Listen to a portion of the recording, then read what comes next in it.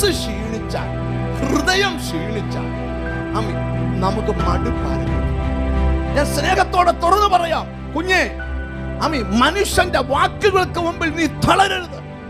യെശയ്യാ പ്രവചനത്തിൽ ഒരു വാക്യമുണ്ട്, അവൻ ക്ഷീണിച്ചിരിക്കുന്നവന് ശക്തി നൽകുന്നു, ബലമില്ലാത്തവന് ബലം വർദ്ധിപ്പിക്കുന്നു. ബാല്യക്കാർ ക്ഷീണിച്ച് തളർന്നു പോകും, യൗവനക്കാരും ഇടറി വീഴും. എങ്കിലും യഹോവയെ കാത്തിരിക്കുന്നവർ ശക്തിയെ പുതുക്കും. വാക്കുകൾക്ക് ക്ഷീണിപ്പിക്കാൻ പവർ ഉണ്ടെങ്കിൽ അതിന്റെ നടുവിൽ ശക്തീകരിക്കുന്നൊരു ദൈവമുണ്ട്.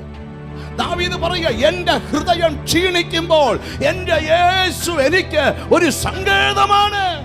വാക്കുകൾ നിന്നെ ക്ഷീണിക്കും, ചിലരുടെ പ്രവർത്തികൾ നിന്നെ ക്ഷീണിപ്പിക്കും. പക്ഷേ അവിടെ തളരരുത്. നിന്റെ കൂടെ ദൈവം ഉണ്ട്. നിന്റെ മനസ്സ് ക്ഷീണിക്കരുത്.